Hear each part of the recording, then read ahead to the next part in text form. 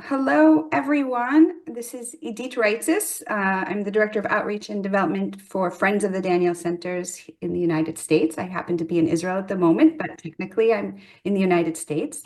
And it's nice to see some new faces, some, of course, I don't want to say old faces. I'm forgetting my English. Look at that. Some loyal and longtime friends. So thank you very much for being here with us today on a Monday.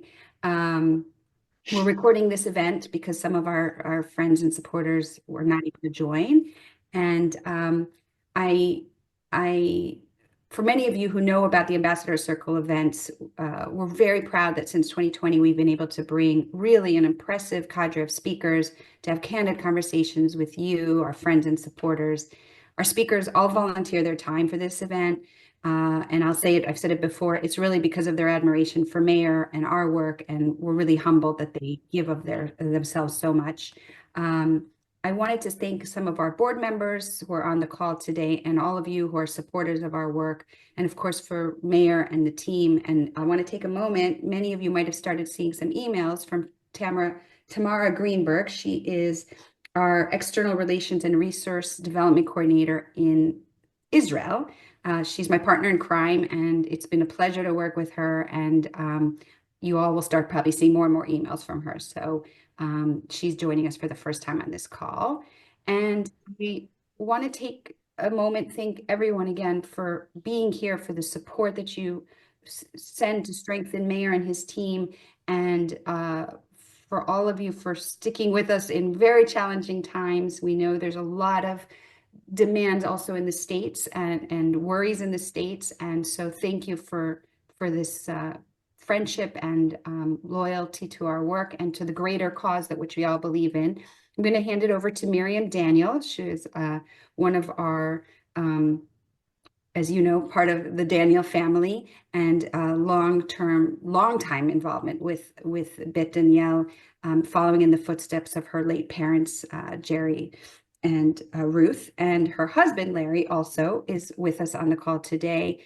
And Miriam is also actually a member of the HUC board, and so we thought it only fitting for her to introduce Dr. Nachman Shai. So Miriam, I'll hand it over to you. Thank you. We are very honored to have Nachman Shai speak to us today. He's been a leader in so many aspects of Israeli society, but closest to my heart is his recent appointment to be Dean of the Hebrew Union College in Jerusalem. HUC in Jerusalem is very, very important to the reform movement in Israel, because not only does it train the reform rabbis, but it also brings the American reform rabbis to Israel for a year of study. And then hopefully they come back. Nachman is already succeeding in bringing HUC into the very insides of Israeli society, which is very, very important. My personal experience with Nachman is that he is brave and creative, which is probably why he has all of these incredible honored posts that he's held. He is unafraid to create new initiatives. And I've seen that firsthand because recently he and Mayor Azari created a historic partnership between HUC and the Daniel Centers. And this summer, the Daniel Centers are going to host a special study session in Tel Aviv between American Reform rabbis who are studying at the Daniel Centers, being taught by HUC staff. So it's a truly wondrous partnership, and I'm sure it's just the beginning of something very special. Nachman is actually a recognized celebrity in Israel, and people recognize him on the street. And why would that be? Because he was the voice of the IDF during the Gulf War. He was the IDF spokesman between 88 and 91, and I think we all remember here actually watching with very bated breath what was happening. He started his career in Jerusalem at the Israel Army Radio, which is actually a place where I know a lot of very distinguished people started their career. He eventually rose up to be chairman of the Israel Broadcasting Authority. So he started at the bottom, he went to the top. He was, during his career, a media advisor to defense ministers Yitzhak Rabin, Moshe Aarons, and Ehud Barak. So he not only was a journalist, an advisor to the government, but he also was the government. He joined the Knesset, was voted into the Knesset, where he spent 10 years as an MK as part of the Labor Party. During part of that time, he was deputy speaker. He was appointed Director General of the Culture and Sports Ministry. Nachman also understands and values the diaspora. He has always worked in diaspora relations. In 2004, he created, with another tech guy, a startup reality show to choose a young Israeli to be something like an Israeli ambassador to diaspora countries. And we're now thinking about HUC doing the same, actually. He served as Israel's Minister of Diaspora Affairs. He was Director General of the Israeli representative at JFNA for 8 years. It is my honor to welcome Nachman. Nachman, shalom. So nice to see you this evening. Thank you for joining us. I will start, Nachman, by referring to what is going on right now in Washington, the meeting between President Trump and our Prime Minister, Benjamin Netanyahu. Can you just tell us a little bit about the challenge of this meeting for Netanyahu, for Trump? How do you see that from your own Israeli perspective, our own Israeli perspective? Nachman, bevakasha. Okay, thank you. Toda, Erev Tov, Toda Meir. First of all, Miriam, thank you very much. I can retire now. I don't know, whatever I say now, it will be, I would only harm myself, so I better stop. But since you're all gathered here to listen, maybe even to what I'm going to say, so thank you very much, each and every one of you. I almost missed this meeting because there are huge demonstrations in Tel Aviv, as you know, Mayor, and it's part for what's going on in Washington right now. Some of the demonstration that you have had in America recently has to do with what's going on in Israel, and there's a lot. But right now, you asked me about the meeting in Washington, which came by surprise. Over the weekend, Netanyahu traveled to Budapest with his wife to meet a good friend of him by the name Orban. And from there, he was invited to the White House. There are so many speculations. What is the reason to the meeting? And actually, no one knows. It can be either the hostages or the Saudi plan, or the new tariffs on commerce, which impact Israel as well as most of the world, or other business between Trump and Netanyahu. And we should just wait for a few hours. It will start at 8 o'clock. It's in Israel now, 8 o'clock, in Jerusalem, in Tel Aviv, but 8 o'clock Washington time, Eastern time. And we'll know for sure after a few minutes, because usually Trump discloses everything in the opening remarks to the media. We hope very much that there'll be a breakthrough when it comes to the hostages. We are coming to Passover. We would like to see the 59 hostages back home. And there's nothing more important for us and especially for Passover, for the festivity of freedom, to see them back. I have many doubts if it's going to happen, but that's what motivates so many Israelis now to go out and to demonstrate. Of course, there are other issues currently between Israel and the United States. One of them is Iran. According to some sources, maybe Iran is the reason for this surprise meeting and surprise trip to Washington. There is either a military attack on Iran on the one hand, or a diplomatic effort to convince Iran to drop its nuclear capabilities. And it seems like President Trump is wondering which way to go. Or maybe the reason is to consult or even to tell Netanyahu in advance what his decision is. I've just seen a push from Washington saying that the press conference, let me read it, Mayor, you can read it as well, that there's no press conference after the meeting between the two of them. That came in right now. So it's open for your interpretation. What does it really mean? So as usual, a lot is going on in this country.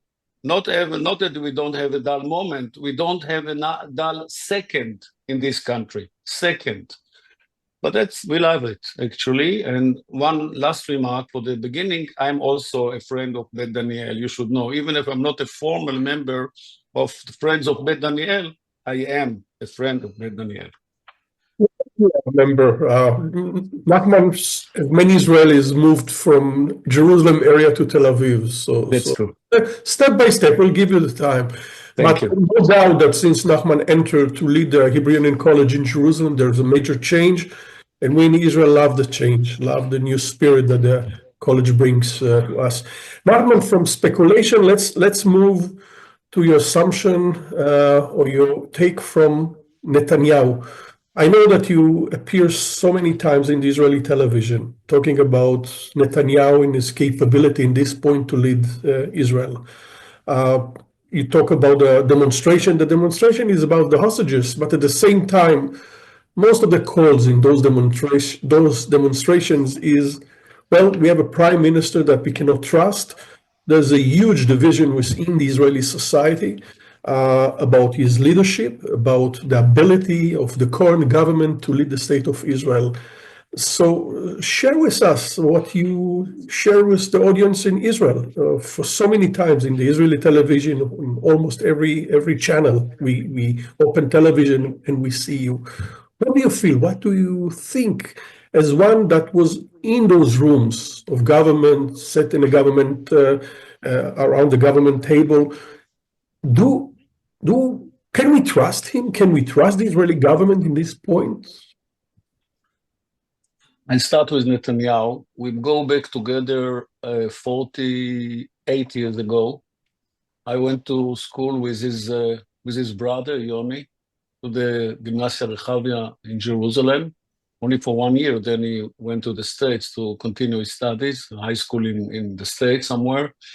And Bibi, if I can call him, actually contacted me after his brother was killed in Entebbe, and he wanted to have coffee with me.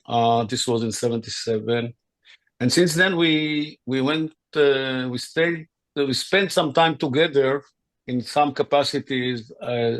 Some years in Washington when he was the minister. In the embassy, number 2, the DCM, and I was the press counselor. Later on, when he was deputy foreign minister, and I was the IDF spokesperson, and also in some other capacities. There are 2 Bibi Netanyahus. There are 2. There's one I met in Jerusalem, then in Washington, then back in Jerusalem, that Netanyahu even wrote beautifully about me in his book, and it was important for him to tell me, have you read my book? Because I wrote beautifully. That's nice of him. But the Bibi that we see now is someone else that I would say carefully disappoint me very much, upset me, and actually I wonder literally what happened to him. I never expected the Prime Minister of Israel to, for example, directly attack the head of the Shabak or the Shabak as an organization. And you all know Shabak, how important it is to Israel and to Israel's defense. You can argue with the head of the Shabak, but you cannot destroy the entire organization and call it corrupted. It's not a corrupted organization. It's not. It's not Netanyahu that I knew never challenged the judiciary of Israel. The Netanyahu I met, and I could even say it was a friend of mine, is not the one that would say, I will not obey the Supreme Court decisions. Although he himself is in a trial now in Tel Aviv court, Jerusalem court that moved to Tel Aviv. This is a different person, which I have many questions questions, what happened to him? Of course, I have my own explanations, but the bottom line is that there are two different Bibis. The one that led Israel for before this chapter of his life, that helped the Israeli economy in 2003, 2004, when he was finance minister. He made some miracles in the Israeli economy, Israeli high-tech. He was the prophet of Israel high-tech. It was Netanyahu that broke some deals between the Arab, between the Abraham agreements and so on. So this was one person. The person that we see now heading the country or leading the country is someone else, which I truly do not understand whether he himself sees the end of what he's doing now as a prime minister, as a head of the coalition. Where does he lead Israel? He would like everyone to be responsible to what happened on October 7, except himself. He fires the head of the Shabak, he fires the chief of staff, he fires everyone around, the defense minister. Everyone should assume responsibility except the chief, the number one, the person who has been leading Israel for 18 years. What about him? So back to your question, I have more questions than answers. I'm trying to understand myself. I go back, as I said before, 47, 48 years ago to the Bibi I knew, asking myself whether it was the same person or someone else. And who is Bibi Netanyahu today? Nachman, there are a lot of talks in Israel about the nature of our democracy in this point, that Netanyahu behavior risked the Israeli democracy, that Netanyahu and his followers might damage Israeli democracy. Do you agree with this concept? Do you feel that there is a risk in the air? How do you see this debate within the Israeli society right now? I'm very much concerned about the present and the future of Israel democracy. Very much. I can say, for example, from my own perspective, as Miriam said, as a journalist, as a person who started his career in the media and spent quite a number of years, I don't know if he really believed that one of the principles of democracy is freedom of expression, because he's been doing everything he can now to block the media, to stop Israeli media from reporting and engaging the public with what's going on. He wants to close down the Israeli Broadcasting Authority or corporation, which is the public service, radio and television, because he's not happy of what he sees. You can't break the mirror if you don't like the way you look like. But that's what he's doing. The same applies to the Army radio network. He's running a war against the media and inciting the public against the media, as if the media is to be blamed for what's going on in the country now. I'm speaking about one aspect which is very much important for you, sacred for you as well as for us, freedom of expression. Let the Israelis decide which side to take and listen or watch any kind of media outlet. But the Bibi I knew in Washington was, as I said before, he was looking for a variety of media outlets all the way. He said, this is what liberal people would like to see in democracy. But that's not what he's doing now. He started and he initiated a war, a public war against the judiciary, doing his best to bring down the credibility of the Supreme Court and the court system as a whole. He boycotted the swearing in of the new Chief Justice of Israel, which he is the head of the executive.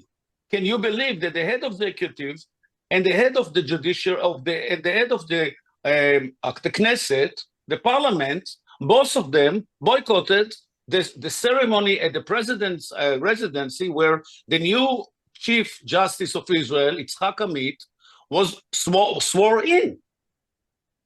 They said, we don't accept your rules and judgment. What does it mean? And if his case comes to the Supreme Court, what will happen? So I don't know if it's the way he's doing things or this is his final goal. But the bottom line is that practically that's what we are watching now.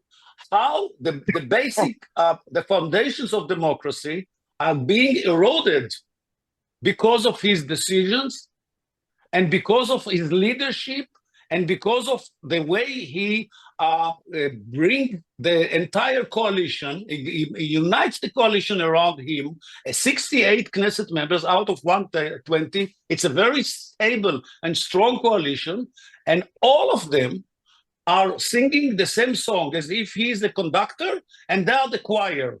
And you don't hear any other voice, neither from his government nor from his coalition. One people, one voice.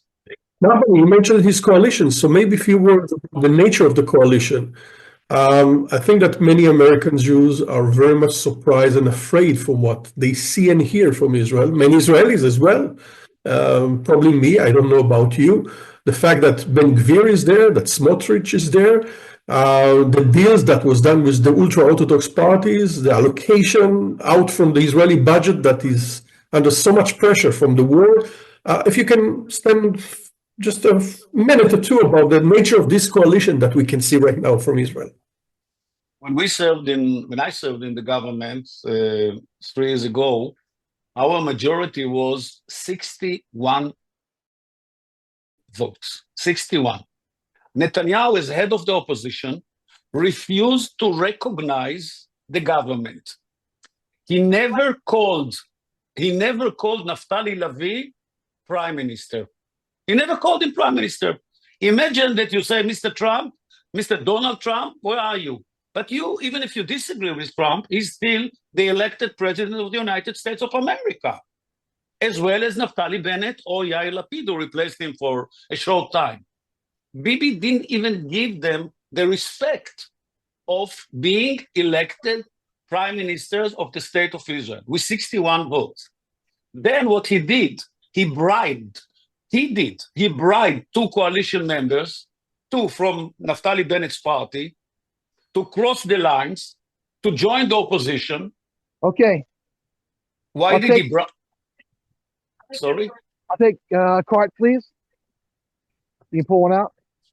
But Pull out a card for me. Appreciate it. You can continue, somebody. It's okay. Oh, I thought Bibi is on the line. I mean, No. Mayor, never say never. Yeah. Never say never. You never know. I mean, no, I'm not serious. I lost my sense of humor, by the way. I lost it. Totally.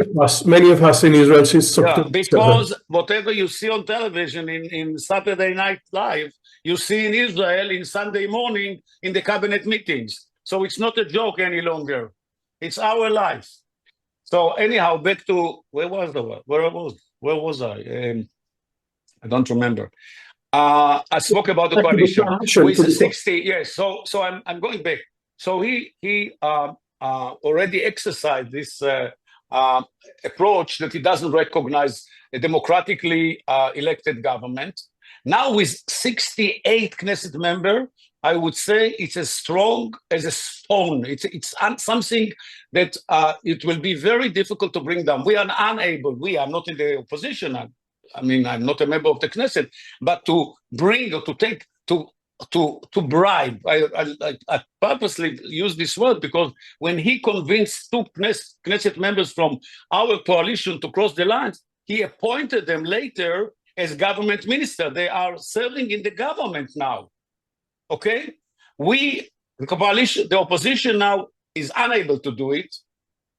The Knesset, the coalition of 68 members is strong, and it will complete 4 years in power. There have no doubt about that. There's no way to bring them down. Speaking about Netanyahu, I should, in a way, praise his political talents. I should say that he is a magician. If he could survive after, first of all, they lost once to Sharon and so on historically, he came back. But even after October 7th, when everyone expected that he will resign, as Golda Meir did in 1974, after 73 war, even after we won the 73 war, she said, I have to resign because I am responsible for the surprise attack of the Arab countries on Israel or whatever, and she decided to resign. Netanyahu, up until now, as I said before, does not assume responsibility to the war and to Israel's failure to block and to stop the terrorists from coming into Israeli territories. And he blames everyone around.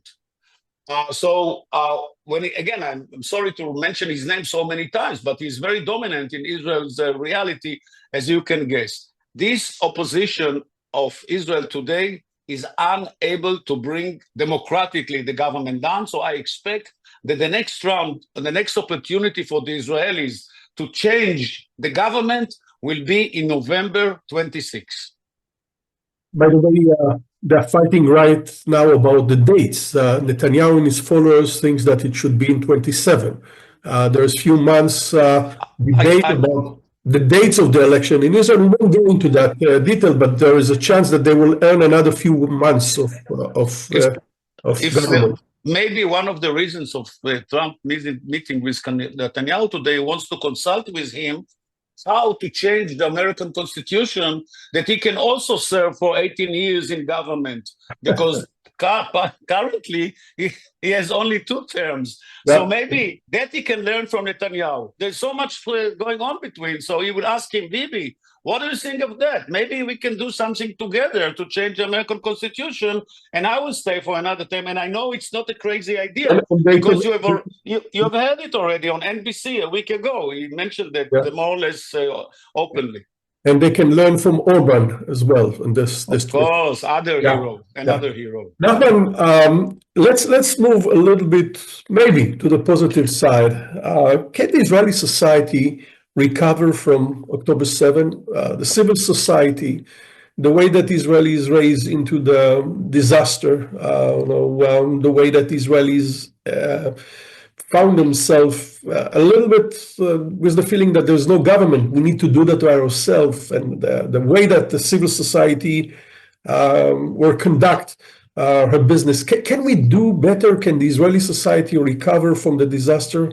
What is your feeling as an Israeli, as somebody that knows the Israeli scene, the Israeli society? Yeah. There's a future there. There's a chance to find ourselves in a better place. Let us put aside the government. Let's talk about the people, the nature of the state of Israel. So first of all, I have to correct my mistake. The meeting between Netanyahu and Trump is taking place right now. Yeah, right now. So I thought it was 8 o'clock. No, 8 o'clock. Okay, it's now. And it was set probably to 8 o'clock upon Netanyahu's request to be here on primetime television. Beyond everything you know about him, he's a master of media. Okay, and you hear it from me because I have also some understanding of the media. I take off my hat when it comes to Netanyahu. It's 8 o'clock, they open the news, not with whatever scandal, with his own people that used to get money from Qatar. for a long time. Qatar is an enemy of Israel. We can touch that point later. But Meir said, forget about negative. Now give us a positive word because we are heading towards Chag Pesach and we want to celebrate another Jewish. So I believe in the Israelis. I believe in the Jewish people and the Israelis. I believe and I trust them very much.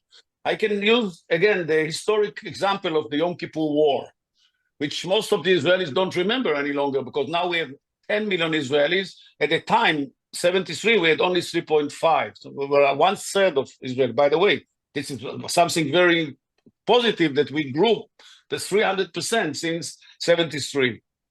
We recovered from the war. Not only that we won the war in 73 and we crossed the canal and we crossed into Syria and we made peace with Egypt after the war and then with Jordan.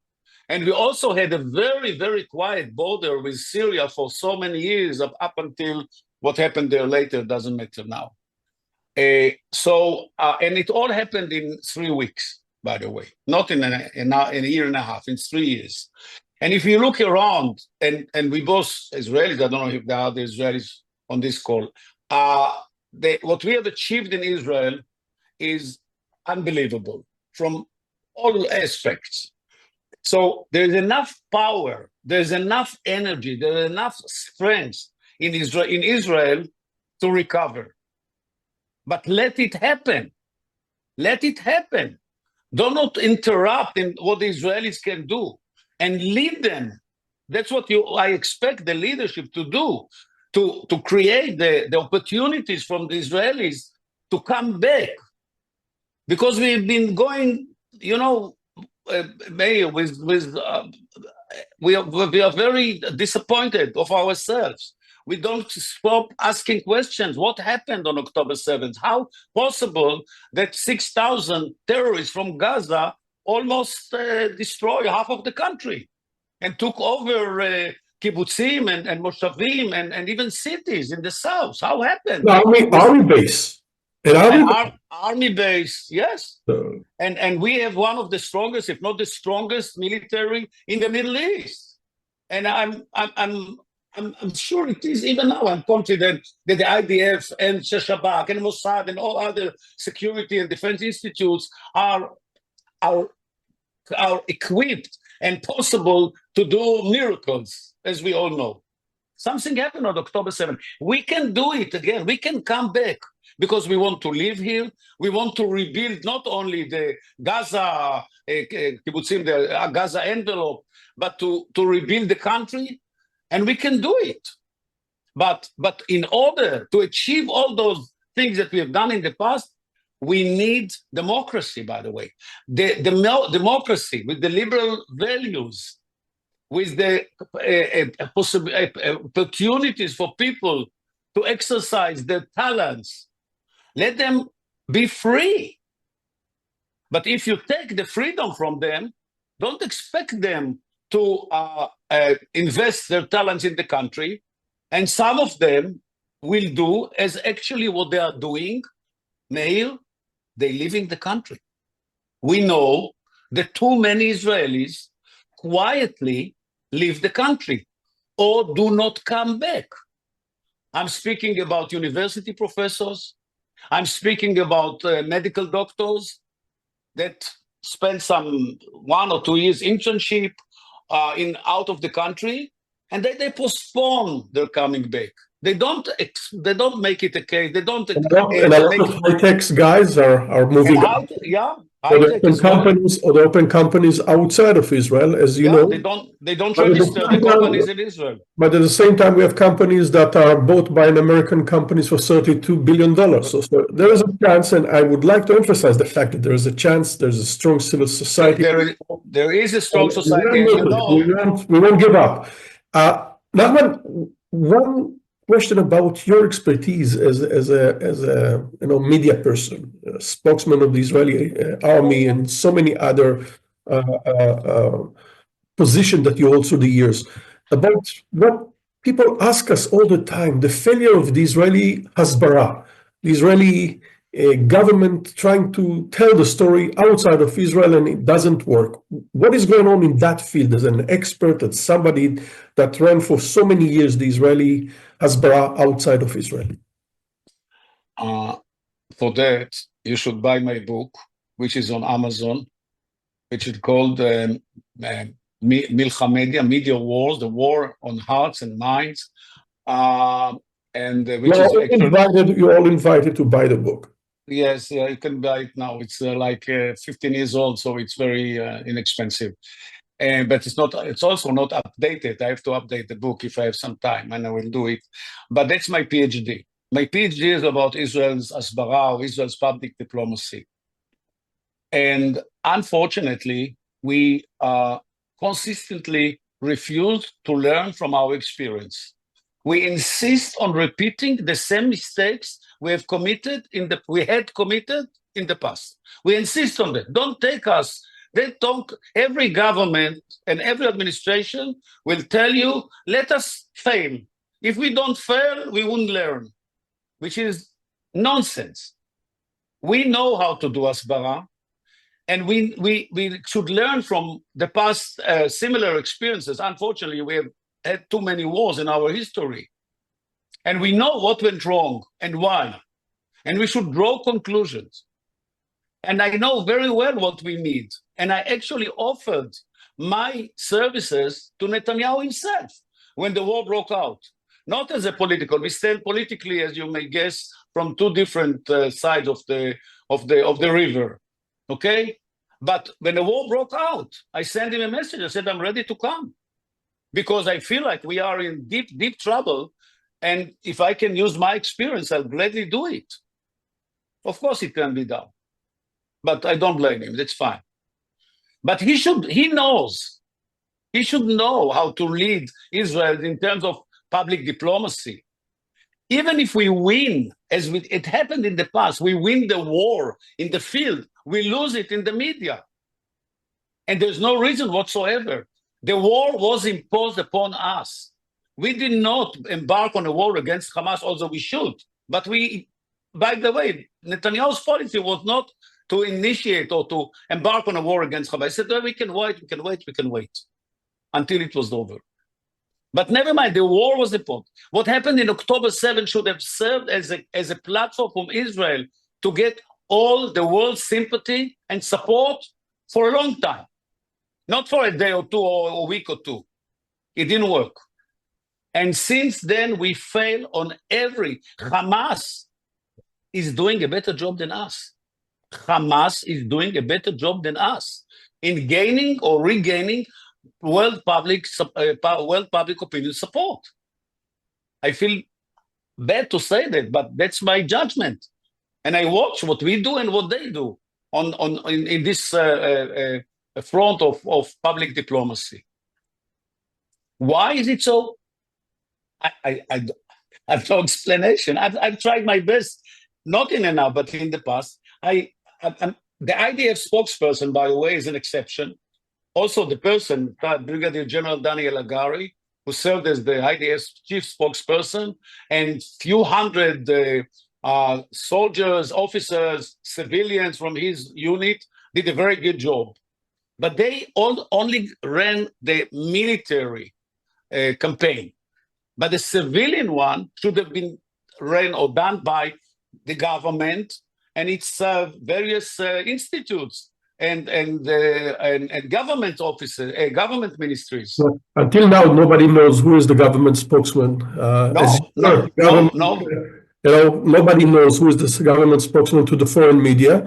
Right. Daniel Hagari, that Israelis love very much and the media respect very much, even the world media, was fired by the government, by the new chief of staff. We all know that. By the defense minister, actually. Yes. Nachman, last question, and then we'll open maybe for 2 or 3 questions from the community that around us this evening, Israeli time. If you can say a few words about the role of the Israeli reform movement today, the role of the college that you took as a new leader, our communities, our congregations around Israel.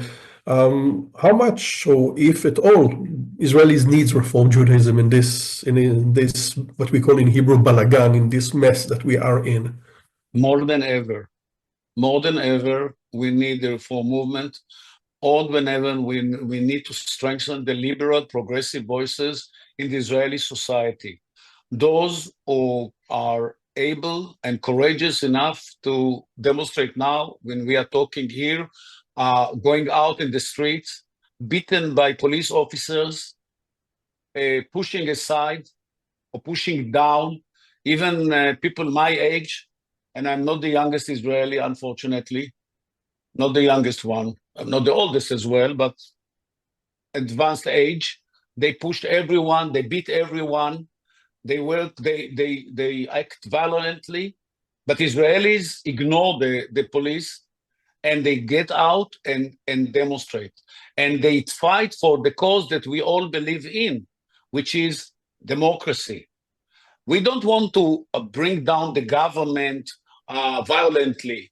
We want the government to respond to the wills of the Israelis, which is to let the country remain democracy and do not change the basics of our society, which actually already has been there from day one, from the Declaration of Independence.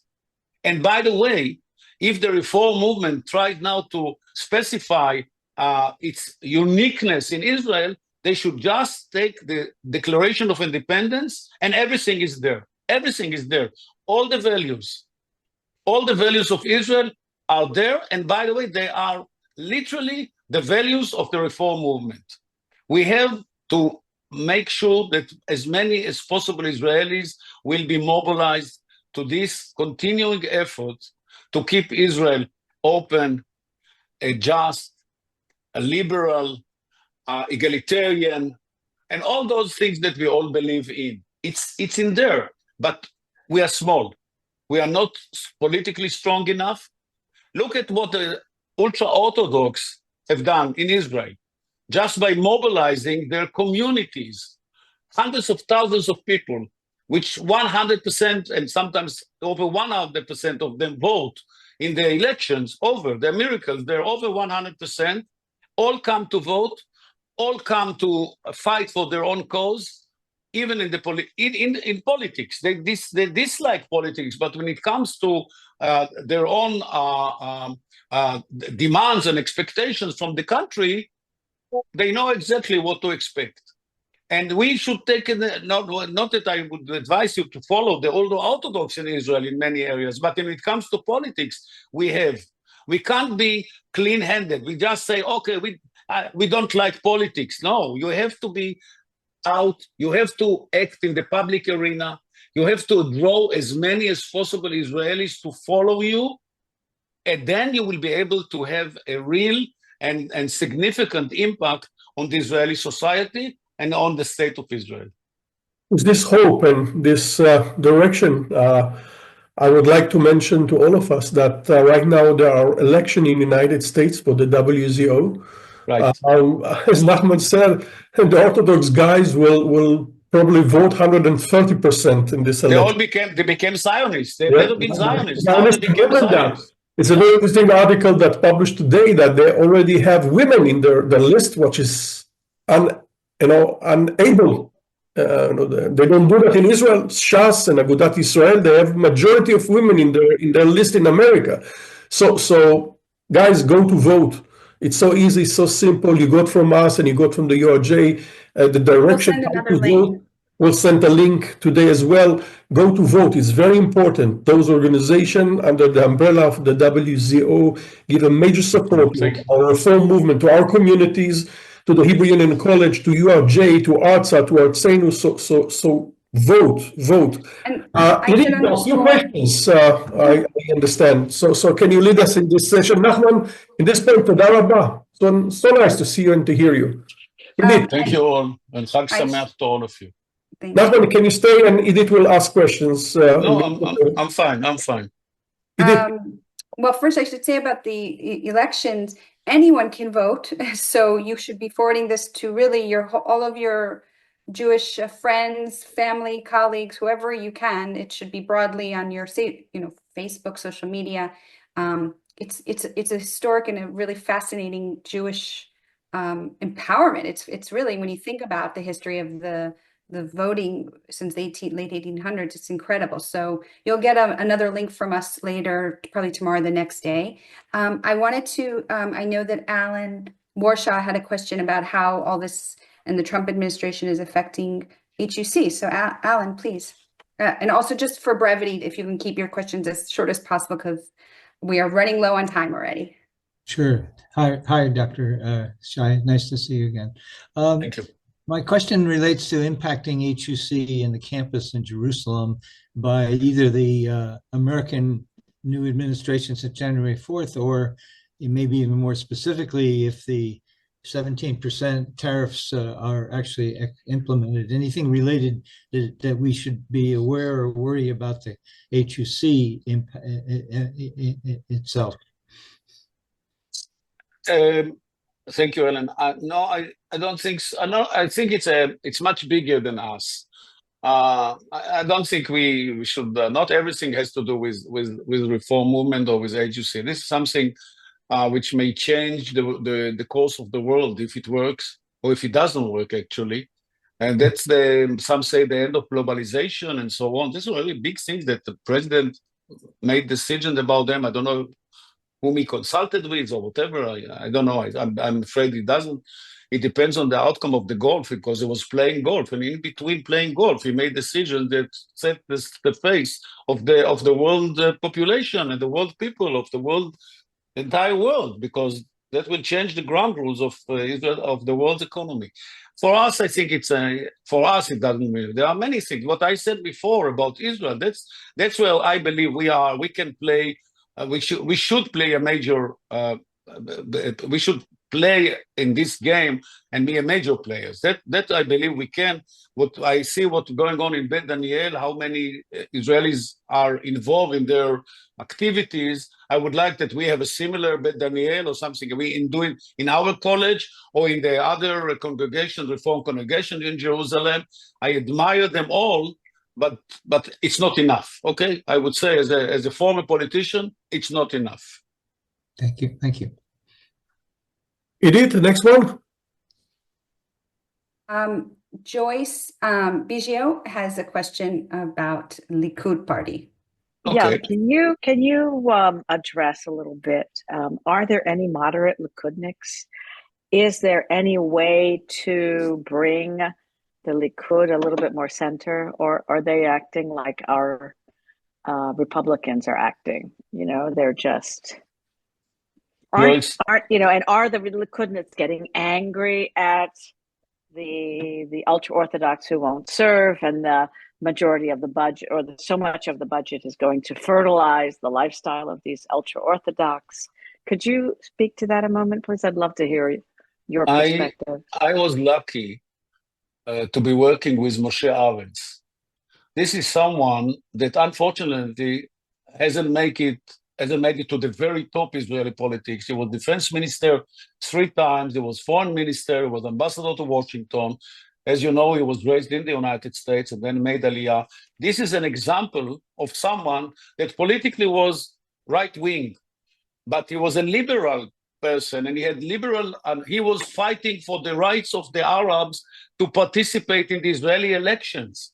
He was fighting for the rights of the Arabs to form their own political parties. He said this is what democracy is all about. And I don't see anymore Menachem Begin, even Menachem Begin or Moshe Arens or Reuben Rivlin or Dan de Meridor or Miki Eitan or others any longer. If they are, they should speak out. But they are all silent, Joyce. They are all silent if they are. I don't know if they are because I don't hear them any longer. Bibi, as I said before, is a very smart politician. And he made sure that anyone who opposed his positions, who stood against him, will be ousted of the party. And the last example is the former defense minister, Yoav Gallant. He made sure that Yoav Gallant will be out of politics, not out of politics yet, but out of the government. He fired him. And he did the same to others. Like at the time, I can give you a line of names. All of them. Bogi Alon and Itzik Mordechai and Yeah. they're defense minister. This is not a low-key government. This is the top of the Likud party. Anyone who tried to threaten his long-time leadership of the Likud is out. All of them. Now, there are leaders in the Israeli right that I can live with. Naftali Bennett, whom I served under whom I served as a government minister, was the prime minister. We disagreed on many issues, but we had one thing in common: the benefit of Israel and the Israeli people. That's enough to serve for building a coalition of right, center, and left. But that's not Netanyahu. Netanyahu would like to have purely right-wing coalition, where he is the dominant power and no one challenges him, either from his own party or from his coalition partners. Politically, as I said before, he's genius. But for Israel, it's the worst coalition ever. What they are focusing, as you rightly mentioned, is how to fertilize them. I like the word fertilize here. I should adapt it. This word, I like it. Their own people, their own organizations, their own itnachluyot in the territories that have never had such a golden era in the entire history. And we don't know where the money is going and to whom, but we know it's going to the territories that will make sure that there will never be any kind of political solution between us and the Palestinians. That's why they will never, never break this coalition. Neither the religious parties, the Orthodox, the ultra-Orthodox, the religious parties, Ben Gvir, Netanyahu, a week before the elections, refused to be in a picture, in one picture with Ben Gvir. A photographer approached him and said, let's have a picture of the two of you. He said, no, I don't want to be on the same picture with Ben Gvir. A week later, he appointed him as the Minister of National Security, which is nonsense. Actually, it's a police. But giving Ben Gvir the police, Israel's police, you can imagine what it means to Israel. A person that he knows better than the police what court is and what he's a lawyer. But he served more time than any one of them in court. And he was also sentenced a few times. So he is the Minister of National Security. He convicted Nachman 8 times. 8 times, he said. Convicted Yes, 8 times. He convicted. Yeah. Was convicted. He's a convicted criminal. And he's now government minister. And he holds the keys for Bibi political survival. That's the point. He holds the peace. But not by himself. He needs other partners. And that's also smart. That Bibi does not depend on any coalition partner now, single one. Our coalition broke because 2 members moved from coalition to opposition. That will never happen to Netanyahu. Never. Edith, I think this is the time to say the prayer for the state of Israel. Yes. And Thank to you, wish all of Dr. us Shai. before that happy Passover, a meaningful Passover.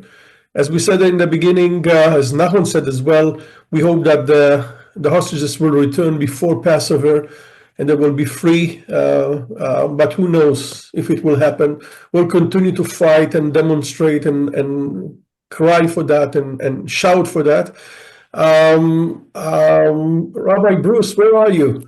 Can you open your I'm microphone? here. Thank you. Oh, a long time since I saw you, Rabbi. Tamar, can you put on the screen the Yeah. prayer for Israel and the hostages if others want to And share? again, it's a great opportunity to say to Nachman, Toda Rabba for your time and your words. Toda Rabba. Toda Tomorrow will Rabba to be you. better. We as Jews, we need to believe that tomorrow will be better. And sometimes we'll Yes. come out from the difficulties of today. And well, we'll work for that. The prayer for the state of Israel. What if not Pesach is the time Yeah. to remember Yeah. what we were and what we are? So thank you very much.